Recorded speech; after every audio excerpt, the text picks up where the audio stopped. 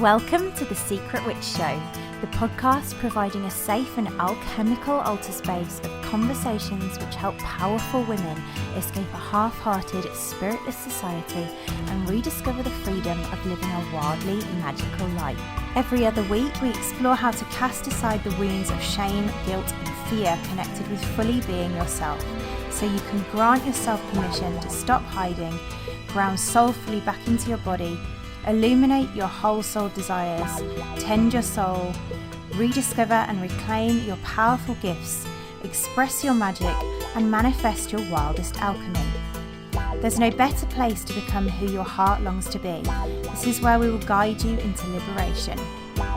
I'm your host, Nicole Barton, and I'm so excited to dive in.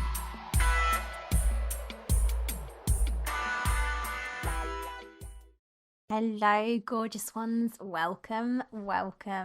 In today's society, women are often feeling unheard, unseen, burdened and burned out, trapped in a life of looking after everyone else with some nagging frustration and shame that life isn't quite what they'd imagined. If you're numbing your body screams and have a secret, gnawing feeling that you came here to be something more, yet you feel unworthy and doubt your own power to dream bigger and create a magical life, I've created a powerful portal of transformation called Invoke Your Wild Creatrix that guides you into the path of body wisdom, soul alchemy, and manifestation. Beginning in April, we'll be guiding you to get intimately in touch with your heart, fall in love with your witchy self, illuminate your soul's deepest desires, and listen to the intuitive wisdom of your beautiful body so that you can courageously choose into dreaming your bigger dreams and recognize yourself as a powerful creatrix, capable of intentional manifestation of a magical life.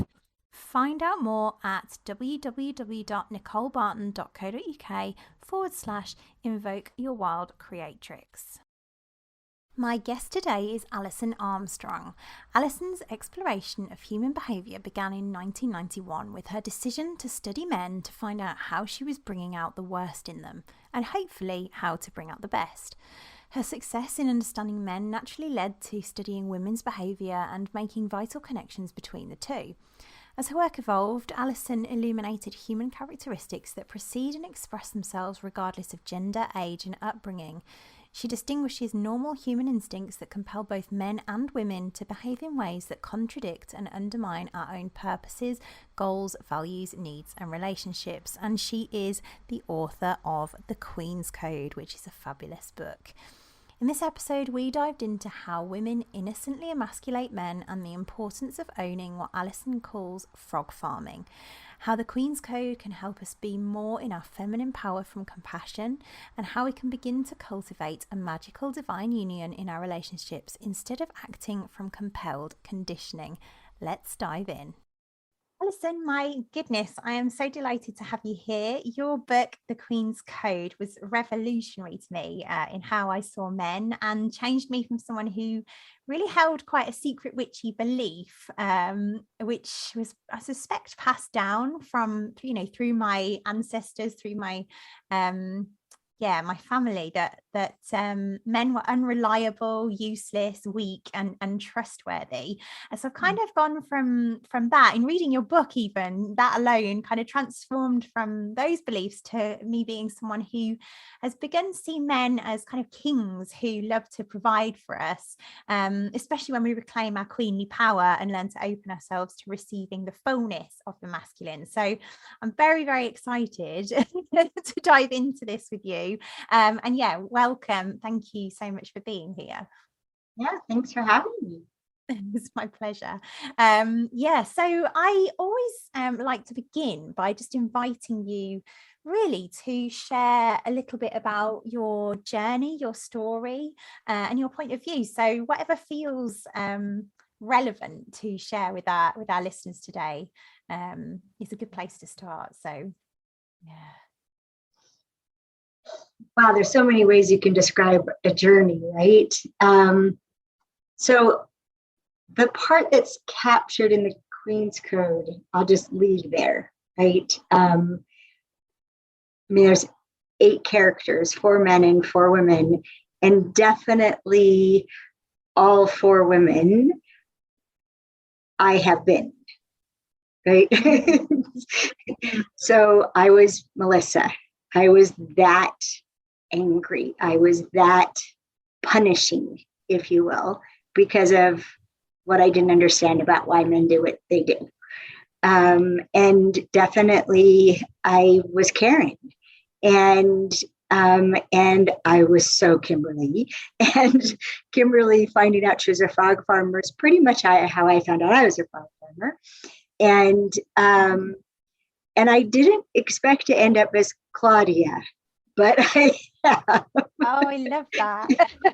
Yeah, it's really, really interesting. And I'm in the process of recording the audio of the Queen's Code.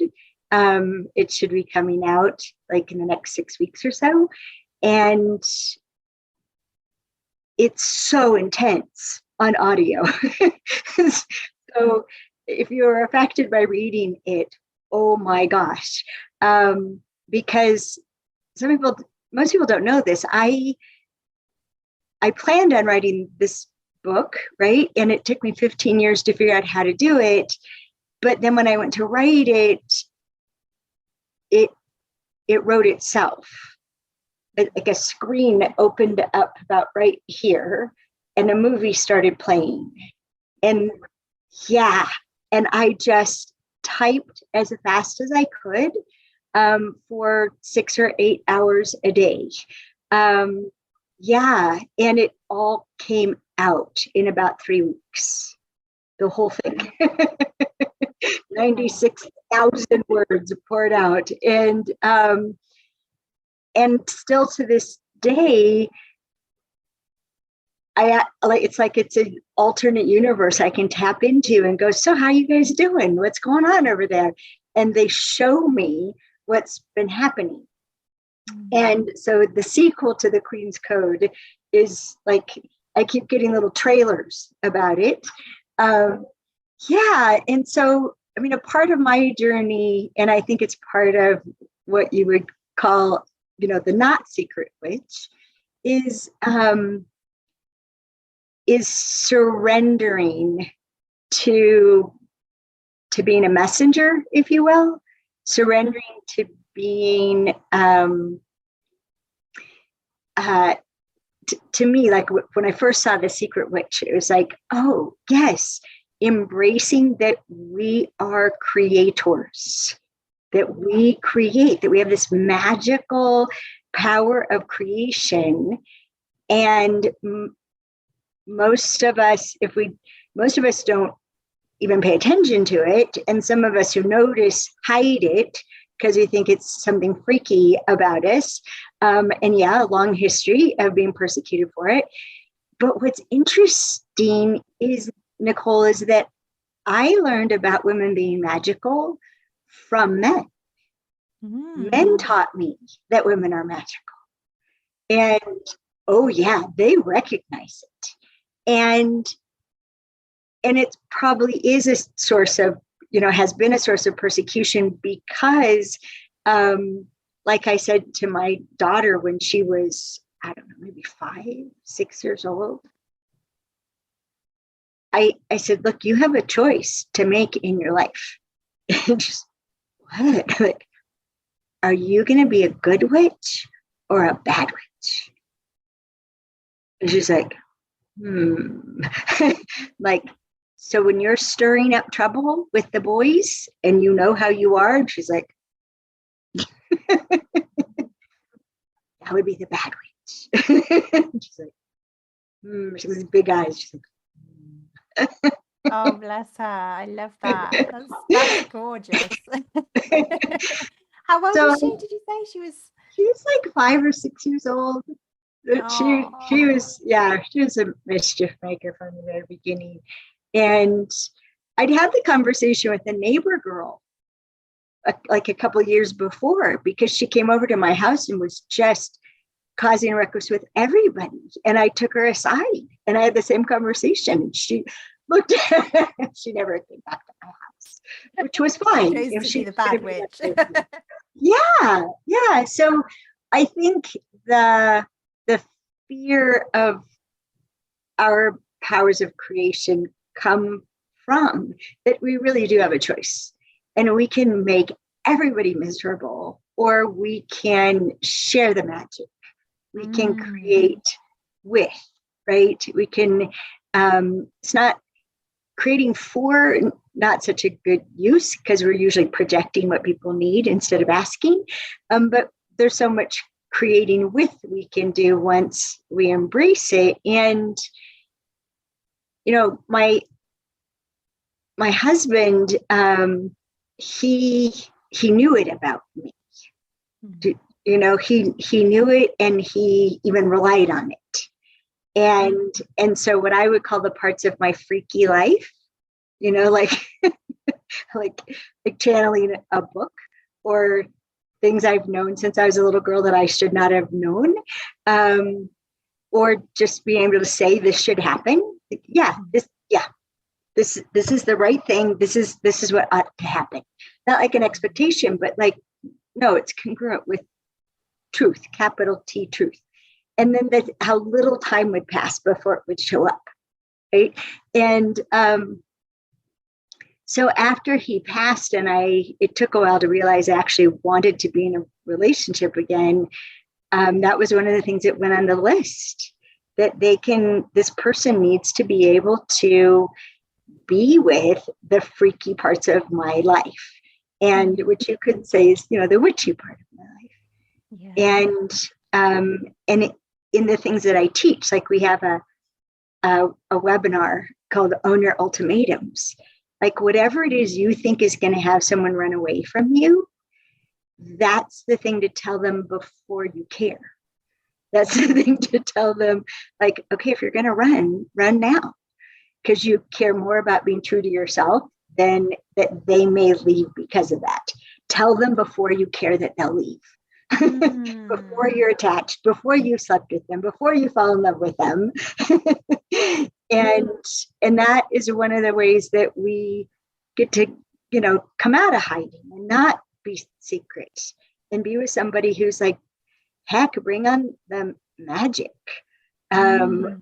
Or like my partner, one of the first things I told him about was these freaky hands that I have, and that have a life of their own, and they fire up when they can help somebody, and they don't when they can't. And it doesn't matter what I think or what I want. They just have their own life. And I love that. Yeah. So I'll stop. You may have a follow-up or want to go in a different direction, but yeah, one way to talk about my journey is embracing that not only I am, but people are. And I think women, because of our relationship to the eternal, have a particular access to creating. Yeah, and that's absolutely. magic. Yeah, that is magic. And I love what you've just shared there. It's like about 10 different ways I probably could go from there. So I'm just trying to compute in my mind, like, where do we want to go here? But it feels, and what's coming up for me is it feels like there's this real or really magical way that a way of being with men that perhaps our Secret Witch listeners don't have. And I say that because I feel like it's a way that I didn't have, that I'm kind of also leaning into, having kind of read your book and been in the work of soul and archetypes and all that sort of stuff. And yeah, it feels like it's a good place to explore, maybe for the women who perhaps haven't read your book yet, who are, I'm sure, going to read it after this conversation. Yeah, maybe we can explore what frog farming even is, and how women are kind of innocently conditioned unconsciously into emasculation of men, because it feels like this is something that shows up for the Secret Witch that maybe she doesn't realize she's even doing, and even creating in that way. Because like you say, we're all powerful creators of our lives. It's just often we're doing it unconsciously and in ways that have us create the bad witch instead of the magical witch. So yeah, I don't know if there's a specific question in there, but yeah. Well, let me, if you will, I'd like to give a perspective that I didn't have when we published the Queen's Code in 2012.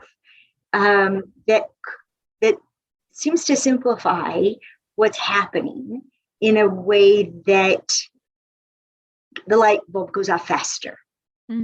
Okay, so one of the things that happened, I started studying men in 1991 and learned a whole bunch about women from listening to men, and then realized that I could illuminate women for men, and then men could stop bringing out the worst in us, like women were, stopping bringing out the worst in men. And but then as I kept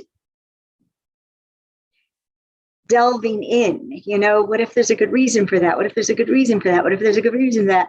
I got to characteristics that aren't male or female, that aren't masculine or feminine, that are human.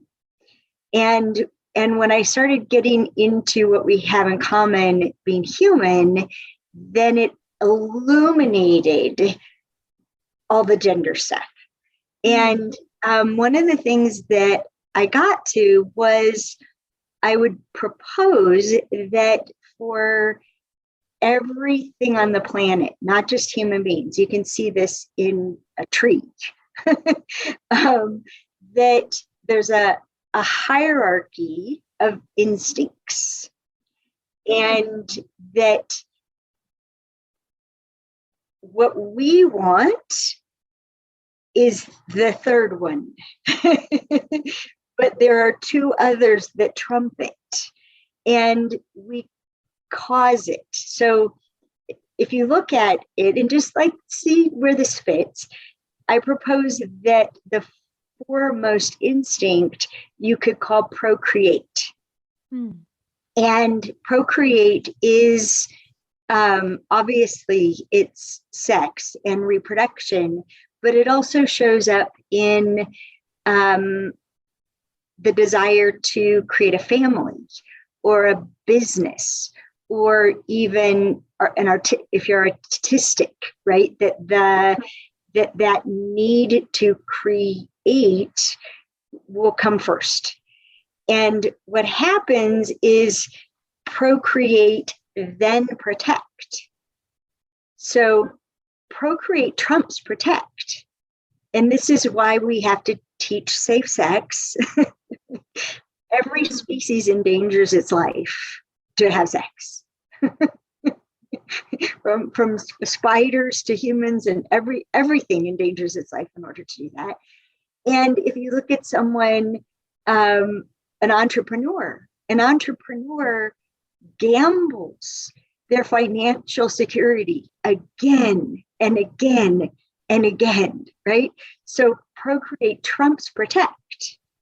And it's, look at our health, right? Like an artist, you can forget to eat for days because they're just in creation and it takes over, right?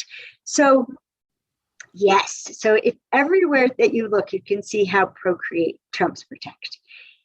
Well, then, so procreate, then protect, then provide. Yes, so we, both men and women, children, parents, employers, everybody wants other people to be in provide. That everybody wants that the compulsion to give, the compulsion to take care of. Even the word providence, right, with a capital P, has to do with the universe or God as a provider, right? So we all want other people to be in a mode of provide, and we're usually a better version of ourselves when we're in provide. Now, that leads to a whole conversation, which your description of Secret Witch asks for, and that is, if you think of procreate, then protect, then provide, that there's an expression of that in human instinct, which is all about the perception of a threat or an opportunity activates human instinct? Or is it in the domain of human spirit, which is the domain of choice, the domain of oneness, the domain of abundance, right? Where this is all adversarial and competitive and there's scarcity, right? So like the fear, FOMO, the fear of missing out or the fear of missing an opportunity, all instinct, right?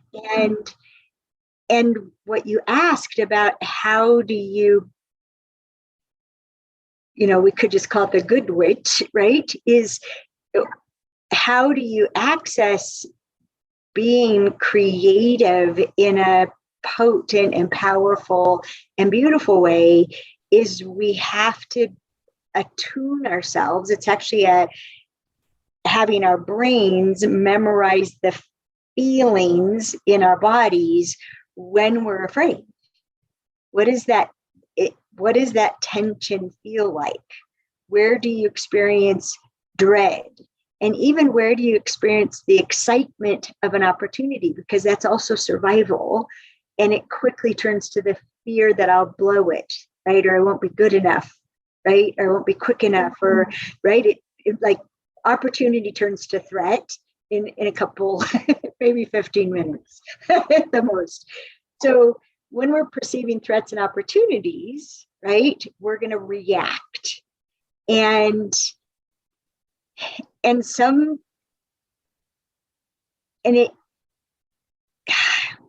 So provide exists in the domain of instinct and provided exists in the domain of human spirit.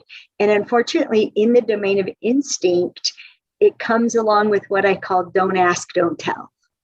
And so we decide what the other person needs.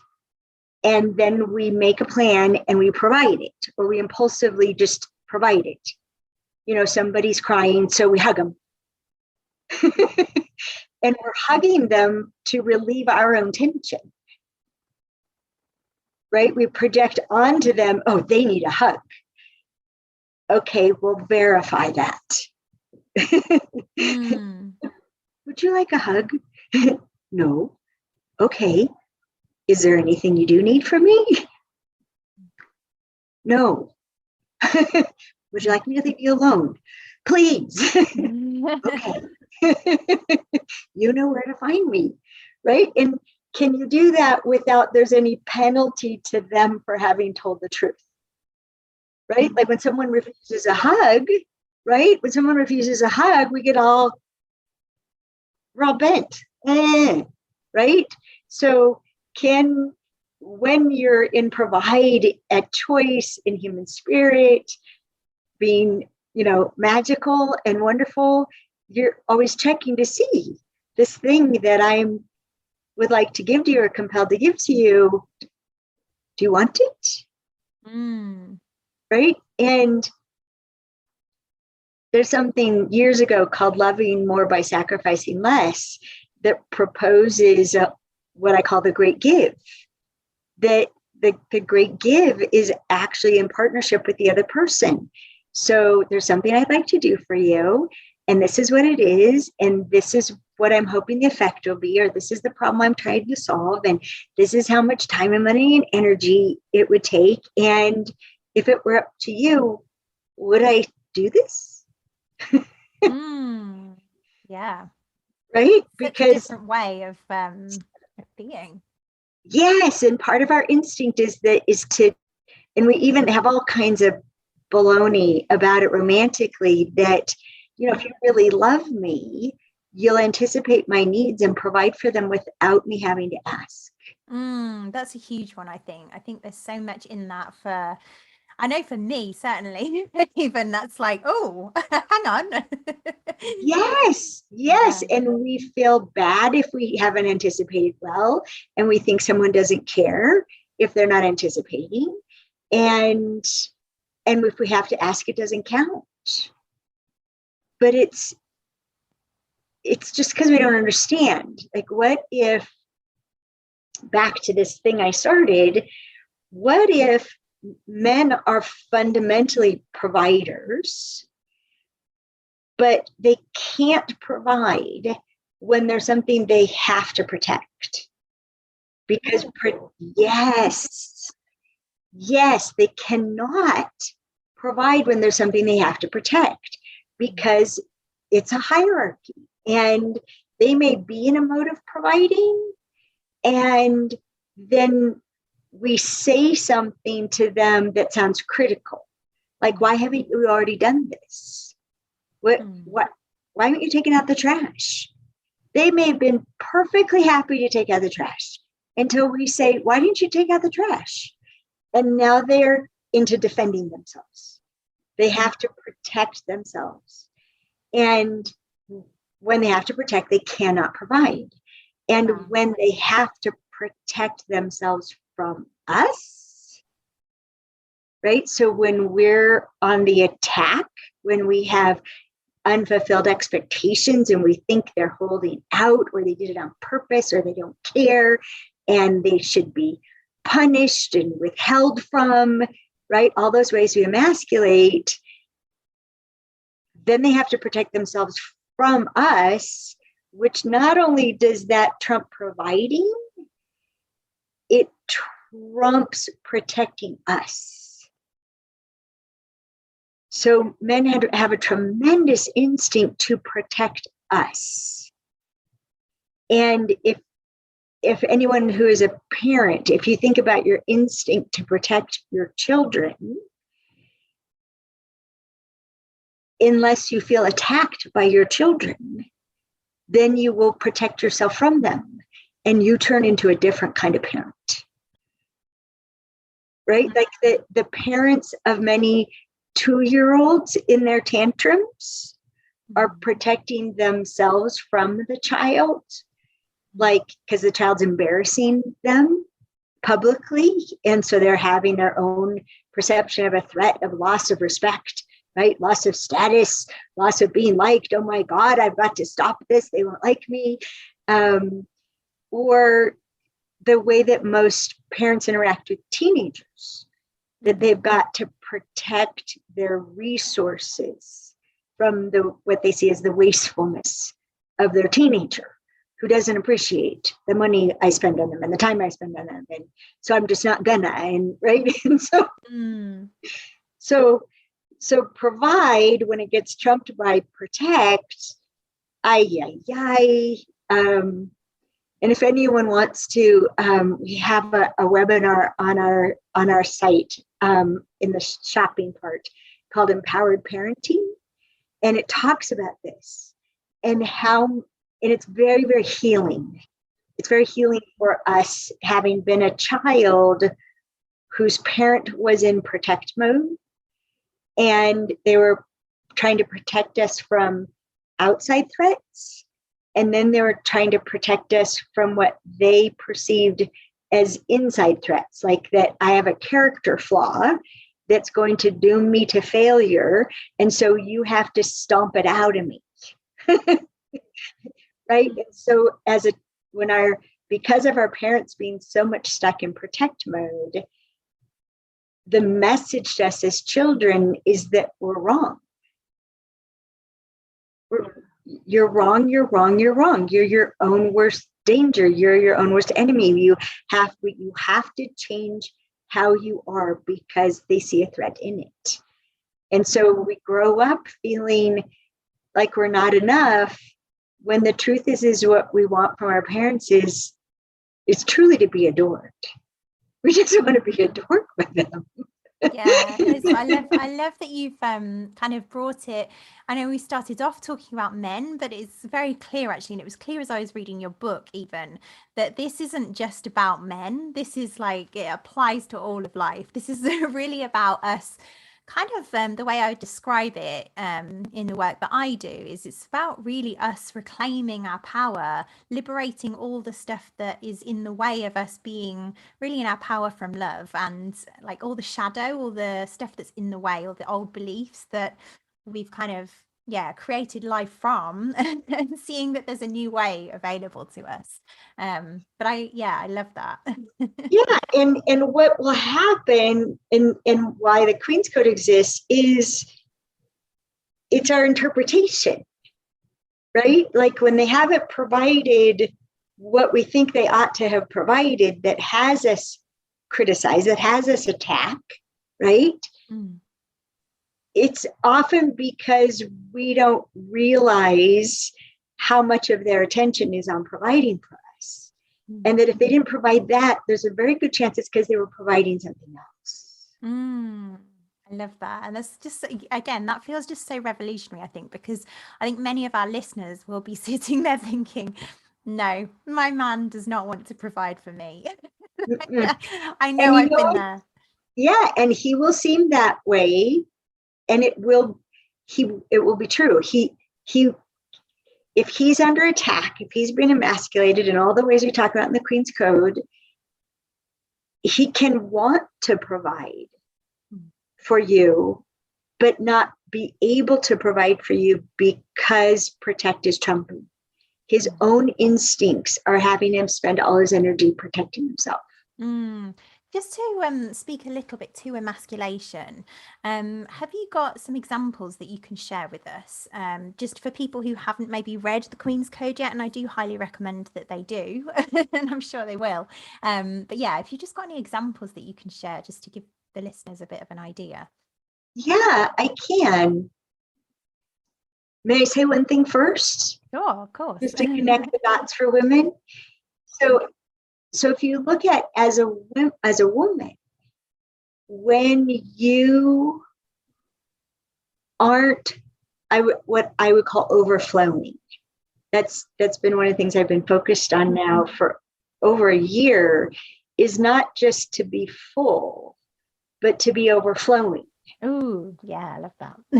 Yes. So when we are getting so much of what we need, that we're not just at enough, we're not just, okay, I'm good now, but we're actually overflowing, then life occurs as effortless. Creation occurs as effortless. Magic emanates, right? And so a lot of my work is about how do you get the essence of who you are in this physical body in such abundance that you're overflowing as yourself. You don't have to work to be yourself. You overflow as yourself, right? And yeah, and even Claudia didn't have the words then, but you can see it in the Queen's Code where Kimberly's starting to take better care of herself. She's starting to feed herself, right? And she's becoming more and more herself, right? And so if you look at how I just offer that as a woman, you also have protect, trump, provide. And there are things that the men in your life want and need from you. Like you are the person they get that from, especially if you're their mother or their wife or girlfriend, maybe their sister. Like you're their source for that. They like having a single source. It makes it simple. And if you are not getting enough of what you need, then you're in protecting yourself, right? And it's so funny. We unwound this. My boyfriend / partner, we figured out if I'm feeding him, that all is well. If I'm inviting him over for dinner, if we're doing something and I'm bringing snacks for both of us, right? If I'm baking something he loves, right? Then I'm good. And if I'm not, then there's something that I need from him. Yeah. It's become very simple. Like that's the sign. Is she feeding me? No. Well, then I need to feed her. I need to do more for her. I need to take care of her. She needs to be touch. She needs to be listened to. She needs affection, right? And it's just this, it's either upward spiral, right, of providing for each other, or it's a downward spiral. Wow. Of won't Comes back give. to that choice. The good witch Yes. and the bad witch. Yes. Won't give, can't give, right? So I just wanted to bring it up so women could connect with that. It's not so conscious, right? That when you're protecting yourself, it seems like you have to. It seems like you have to. And that's what happens to men. And so to your question of how do we spin them back into protect, criticism is definitely one of them. And we're compelled to criticize because criticism motivates women. You criticize a woman, she'll do what you want. Maybe begrudgingly, maybe nastily, maybe she'll take it back out of your hide another way, but it appears to work, right? There's another kind of emasculation that I call green emasculation, because it's energy conserving, and it's all the withholding, right? So, and there's some that are obvious, like withholding food, withholding sex, withholding admiration, withholding appreciation. These are all ways that we feed men. And one of the things that almost nobody knows, and that is withholding accountability. Ooh.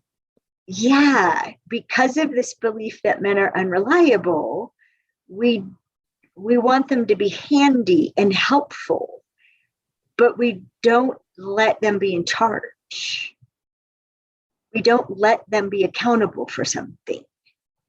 And yeah, and honestly, their capacity for being accountable without it exhausting them is greater than ours.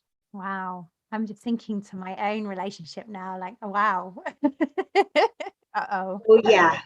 Oh, yeah. Oh, yeah. Accountability, which I also translate into count on ability, which also means I may not be perfect at it, but when I'm not, you can hold me to account. And even more, I will hold myself to account. I apologize. I didn't do that thing I said I would do. Right? Yeah. So count on ability is a source of certainty, right? And certainty is a source of safety, and safety is a source of romance and being willing to be in love, right? Because can you see, otherwise we're in protect, right? So not finding out what men want to be accountable for, and not giving them the freedom, which Dan and I are in the middle of right now. It's pretty fun. Is him getting to declare what to not count on him for. Ooh. Oh, I like that. Yes. Yeah, I really like that. Oh gosh, we get so stuck in our own ideals and our own expectations, and that and what will you think of me? These are all hallucinations, by the way. What will you think of me if I'm not punctual, for example? Instead of accepting about oneself, I can set alarms and still be late. So you can't count on me to be on the minute, but you can count on me to be within 3 minutes, right? Or as Dan and I made a deal the other night, he said, if it's ish, 5-ish, 5:30-ish, the ish is 30 minutes. Which was awesome, right? We've been together for over a year. My ish, maximum 15 minutes. More like 7. Yeah. Right? So who's been upset and wondering, and what can I count, right? And so we made this agreement, ish, right? Ish is within 30 minutes. And then I said, okay, so I'm not into manipulation. So I'm not going to tell you I need something a half hour earlier than I do because of your ish. Unless we agree that you want me to. That if I need something by 5:30, that I tell you 5 o'clock. If we agree on that, then I can do that. Oh my gosh, funniest conversations, but so I love that so much. yeah. So when someone's not wrong, right? When someone's not wrong, there's so much that can happen. Like, honey, what have I been trying to count on you for and beating you up for being unreliable? That if you knew you weren't in trouble for it, you'd just say, don't count on me for that, or I can't be counted on for that, or I don't want to be counted on for that. What would you say that about? And like, it's freeing on this side too, because then you stop living in false hope. You can have plan B. You're free to act and provide for yourself when you're not still trying to get it from the person you think is supposed to do that. Does that make sense? Yeah, it does. And that's going to be my question for after this podcast for my partner. Very good. Yeah, I love that. Yeah, and be sure to add, if you weren't getting in trouble for it, if I wasn't going to think less of you for it, what would you say? Please don't count on me for this. And you often have to put in, and if I do provide it, it's a bonus. It doesn't mean you can start counting on me for it. Yeah. Gorgeous. I love that. And I love also that you talked about kind of creating agreements there as well, because it feels like that's also something that feels I guess something that not a lot of people do. I don't know, maybe it's just my experience, but it feels like, yeah, part of being the queen is this agreement making. Yeah, or what we call deal making. But yes, it's one way to say it is that that's how you transform a relationship from the domain of expectation. Most relationships are driven by and doomed by expectations. Yeah. And the reason being that expectations breed more expectations 100% of the time. You fail at meeting an expectation, that creates more expectations. Yeah, it could create the expectation you're always going to fail me and you're unreliable, or it could create the expectation, because I told you how pissed I was about it, you're going to double down and try harder next time, which is not true. Yeah. So a woman would, but men will not. So it's, unless they feel dependent upon you, and who wants to sleep with someone who feels dependent upon you, right? That you feel the dependency and they're not strong, and what turns us on is strong. Right? Yeah, I love that. And there's something in that around polarity. I wonder whether you can speak to anything around polarity. I think one of my previous guests was saying how we both have masculine and feminine within us, but there's also kind of an argument that I've seen or heard about where it's almost like we're complete opposite, like we're complete polar opposites, and so we don't contain both, if that makes sense. I haven't explained that very elegantly, but I think you can maybe get to what I'm pointing to. I wondered whether you had a view on that, given that we're here to talk about creating a divine union as well.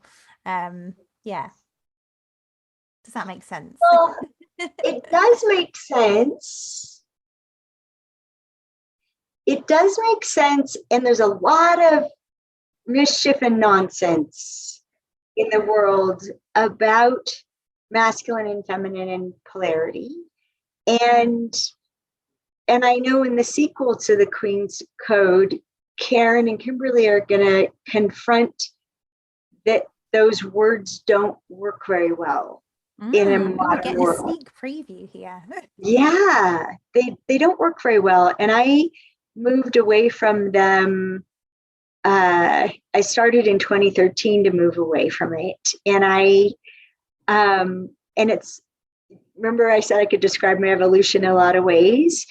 So one way to think of masculine and feminine, and it's so much baggage, the words, but there's so many people it still helps, right? So I'm not changing them. But if you think of it, just to be graphic, because it helps, is masculine is like an erection, and feminine is like a uterus or vagina. So masculine is an intrusive energy. It's a make things happen kind of energy. And it's driving, it's dictating, right? Where feminine is an unoccupied space, right? Like compassion, for example.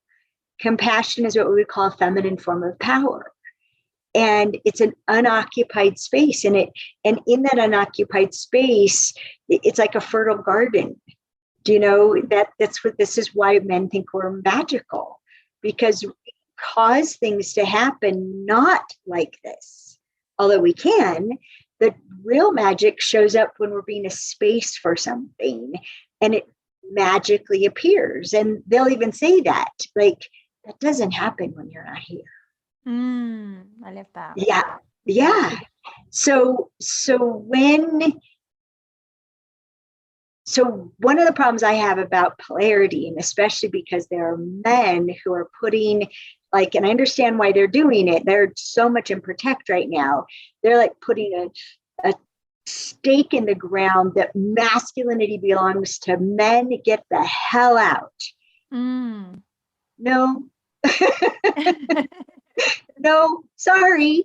Get her done. What I like to call hunting mode, right? Where there's a specific goal or destination or intention to fulfill, and we're hunting it down.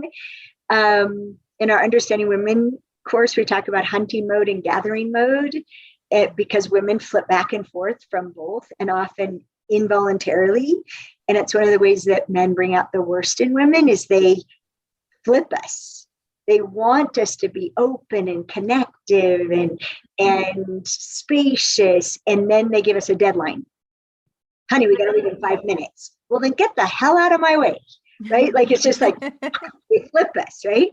And we can flip ourselves by not giving ourselves plenty of time, right? And so my speaking about these things, now mostly I talk about, are you in a committed state of mind or an open state of mind? Oh, yeah, I like that. Yeah, and as a woman, when we're in a committed state of mind, we'll be spending testosterone, and especially when we're committed to producing results, we can actually sort of merge this by being committed to ways of being. When we're committed to ways of being, I'm going to show up as love, right? I'm going to show up as compassion. I'm going to be, there's all kinds of things it can be, right? Generous, free, truthful, empowering. It can go on and on. So that's my argument about polarity. I don't know that it's, I think it has a lot of mischief and right-wrongness in it. Now, where I would come down on behalf of it is, I'm going to show you something on my phone. Gorgeous. Right? So, and this is just an audio recording, so people can't see that. So maybe you can describe it. No. Well, if you look at the yin yang symbol, right? So this is the yin yang symbol with dolphins playing and a sea turtle, which is, the Buddhist image of eternal life. But within yin yang symbols, when you look at any of them, they have the opposite within them, right? Like the eye of the yin will be yang and the eye of the yang will be yin. And so it's never meant to be 100%. And I think relationships that work are seeking a balance of focused and open, right? And the relationship itself doesn't care if the man or woman provides it. And if we're in that mode of I'm in charge and we're getting this done, it's like a car. We're in the driver's seat, and they can't be anything but a passenger. And so if we don't get out of the driver's seat, if we don't ask them what do they want to be accountable for and how can we support them in succeeding at that, there's literally no room for them to be accountable. And for men, how they've expressed it is that it's like just being on pause. Like this is fundamentally emasculating, that I don't get to produce, I don't get to provide, because they're not, yeah, they will help, but they don't, it's not, for some men, that's where they always want to be, as helper.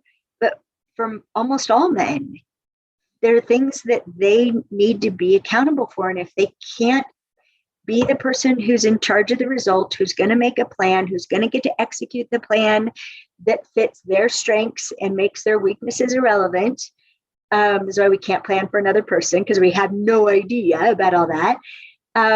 If they don't get to do that, then they can't ever provide as much as they have to provide.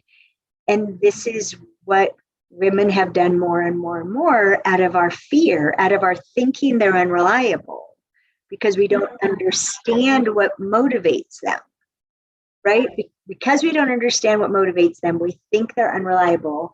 And yeah, they're unreliable to be motivated the way we try to motivate them, right? That's something that I've really seen, is that almost like I'd longed to be led by a man my entire life, and yet I wasn't letting him lead. I wasn't submitting to his leadership. So that's been a big one for me. Well, it's interesting, the word submit. I mean, that has in it an idea of weakness, rather, right? And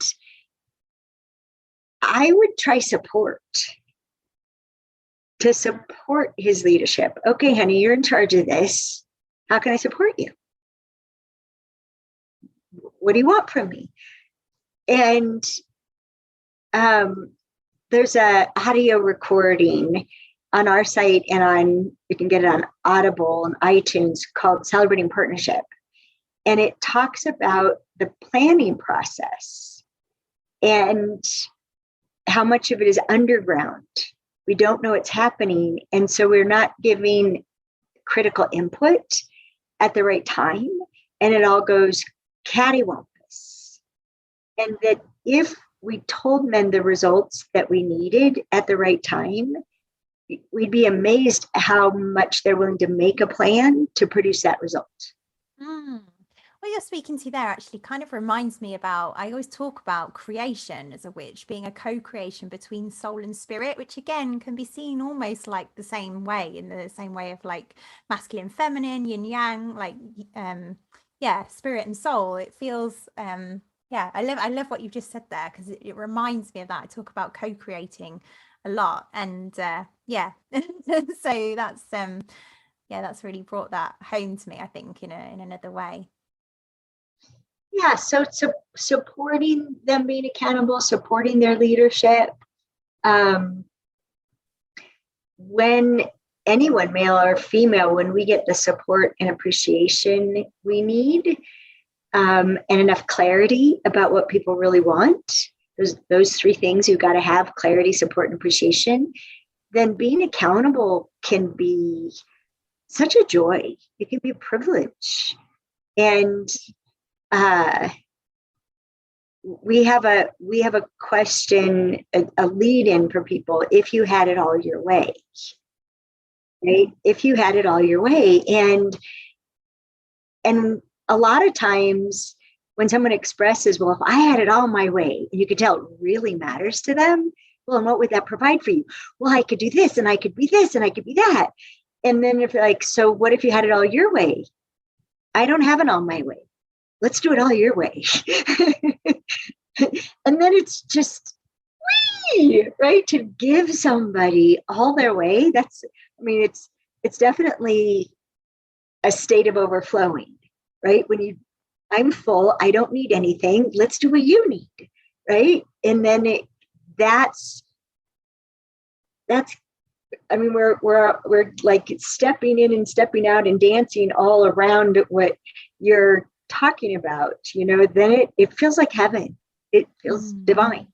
It's such an expression of choice in human spirit, and it's beautiful. Capital B, beautiful. Yeah, I really love that. It's and I know we're just coming up to time actually, so I could literally talk to you for hours. So I feel like maybe we need to do another one of these at some point in the future.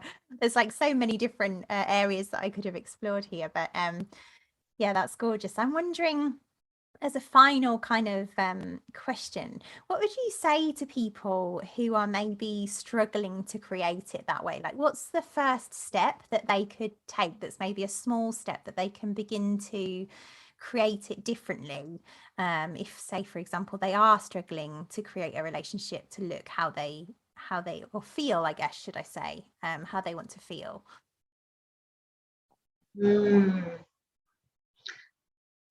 Well, I think there's two sides of it. One of them is honoring yourself. We have a saying, honor yourself first or all is lost. Yeah, the reason being that as much as we think anticipation equals love, no one else will ever have as much information about you as you do. And if you're not listening to that information and honoring that information, acting on that information, everyone around you is flying blind. You're not being a role model of how to take care of you, and you're being the result of someone who isn't getting what they need, which is not a pretty picture. So I would start with, what are you not giving yourself?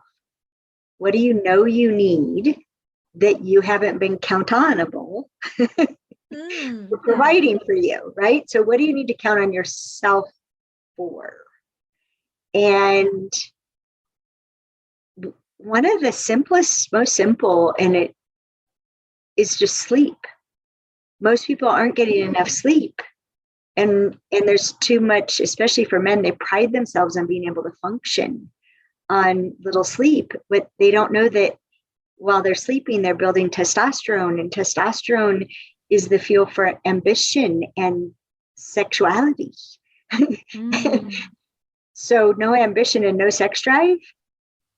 And then they're depressed because they don't recognize themselves, but they're just not sleeping enough.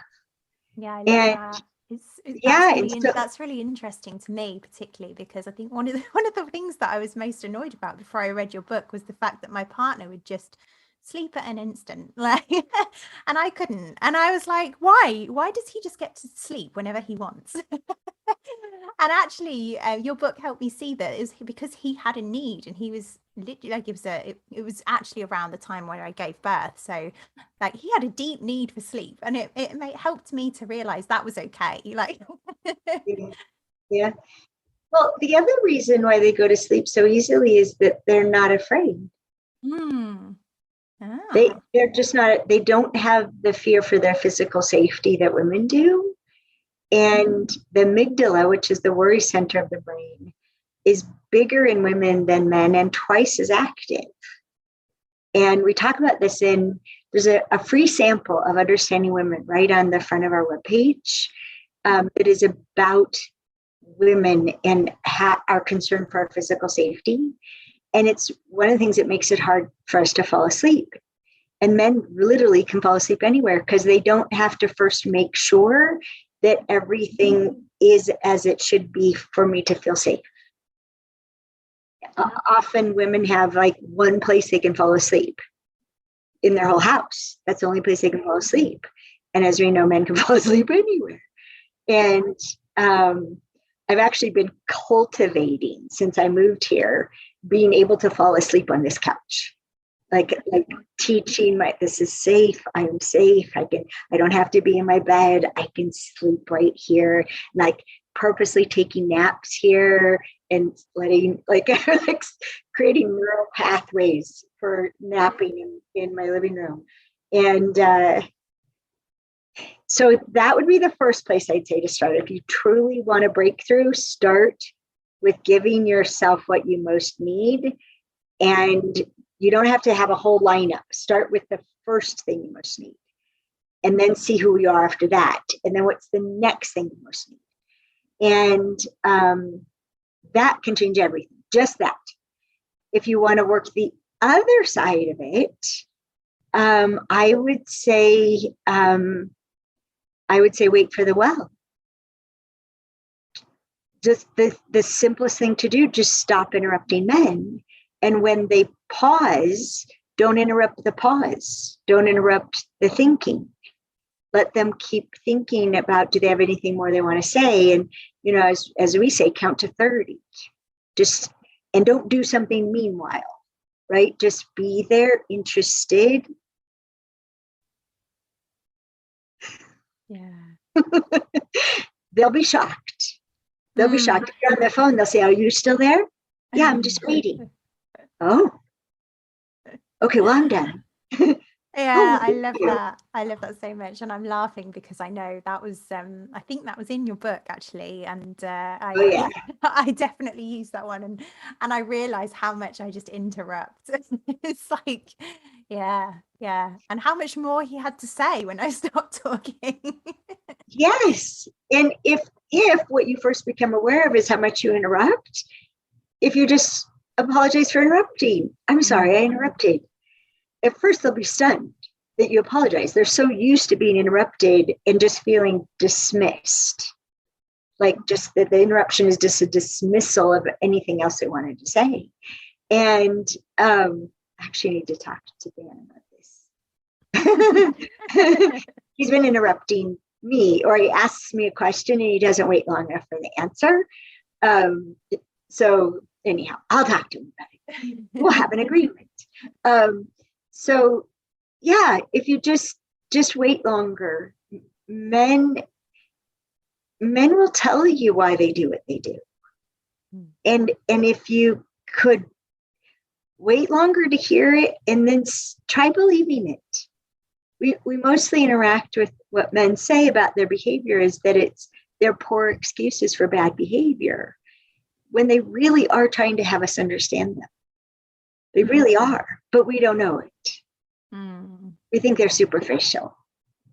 Yeah, these are the old stories we've been conditioned into, I guess, that we've picked up. And yeah, the new story is that we are available to be surprised and delighted. I suppose there's something around co-creating in there as well, actually. Now that's I like that. Available to be surprised and delighted. Yeah.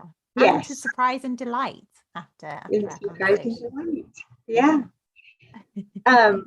There's a documentary being made called The Renaissance of Men by a man named Will Spencer.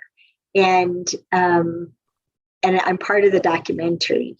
And he keeps showing people this clip where I say, would you be willing to be wrong about everything you've ever thought about men if the result was everything you ever wanted? Ooh, yeah. I love that. Yeah. And I think that's the courage. That's where courage really shows up, is the willingness to be wrong, that how we've interpreted them has been so far off the mark.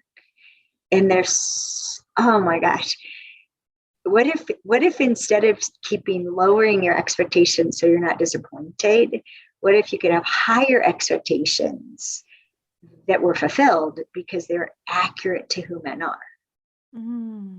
Wow. That just feels like, yeah, that's created a really gorgeous feeling. Yeah. That's time. It is time. It is time. That is the perfect place to end, it feels, because that's left me with a lovely feeling. So yeah, thank you so much. Is there where can people find out about you and find you? And I'll put all of that in the show notes as well. Yeah, they can just go to AlisonArmstrong.com. Perfect. Gorgeous. And and I highly recommend your book. It's amazing. It sounds like the next one is on its way. So We yeah. shall see. Yeah, They come in exciting. their own time. If you'd like to get the show notes and links for everything we've chatted about in this episode, head to www.secretwitch.co.uk.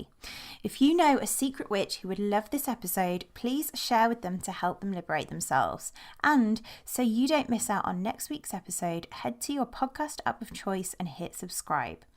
Thank you so much for listening. I'll see you next time.